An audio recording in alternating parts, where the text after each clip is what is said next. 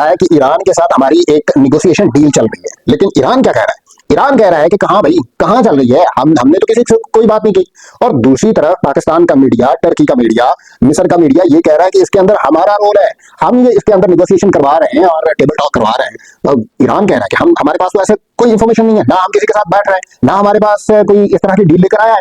अगर इस तरह का कोई मामला है तो वो अपने तौर पर कर रहा है, और अगर ईरान ने, इसराइल ने या अमेरिका ने कोई ऐसा पीस एग्रीमेंट लाने के लिए कोई प्लान बनाया है तो हम तक तो अभी पहुंचा नहीं है।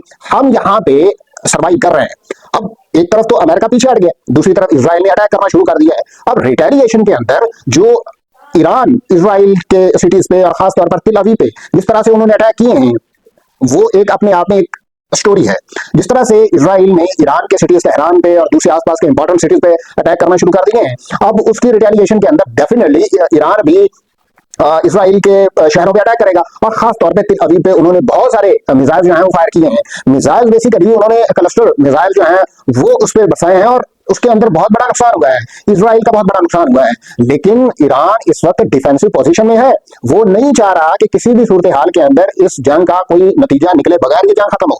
या तो इस जंग को किसी तरफ लेकर चलना चाहिए, या ये जंग किसी एक पॉइंट पे जाके खत्म होनी चाहिए, या मुज़ाकरात की तरफ जाना चाहिए। लेकिन ये बहुत गलत बात है कि पूरी दुनिया जो है वो ये कह रही है कि हम इसके अंदर नेगोशिएशन करवा रहे हैं, हम इसके अंदर एक अपना रोल प्ले कर रहे हैं। किसी ने कहीं पे भी कोई ऐसी बात नहीं की कि ईरान को या अमेरिका को टेबल टॉक करनी चाहिए या टेबल पे लेकर आना चाहिए। ये अपने तौर पे एक मिस इंफॉर्मेशन पूरी दुनिया को फैलाई जा रही है, और जो मिस इंफॉर्मेशन जिस तरह की सूरत हाल के अंदर फैलाई जा रही है वो एक अजीब सूरत हाल, अजीब किस्म का केओस पैदा कर रही है। देखें, पूरी दुनिया इस वक्त सर्वाइव कर रही है, फाइनेंशियली और इकोनॉमिकली वो सर्वाइव कर रही है।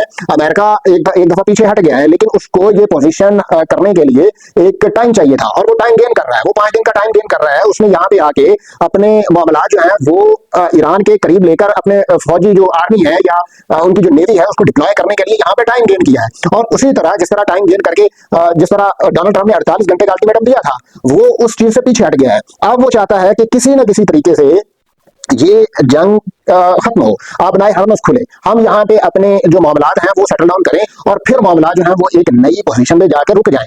नहीं, ईरान ने इस सब को कैटेगोरिकली डिनाई कर दिया, और ये डिनायल सिर्फ एक अमेरिका के लिए नहीं है, ये शटअप कॉल है अरब्स के लिए भी, ये शटअप कॉल है इसराइल के लिए भी, ये शटअप कॉल अमेरिका के लिए भी है। और खास तौर पे ये जो शटअप कॉल है वो इस रीजन के अंदर जहाँ पे हम बैठे हैं, यहाँ पे भी उनके पपेट्स मौजूद हैं, उनको भी शटअप कॉल दी गई है।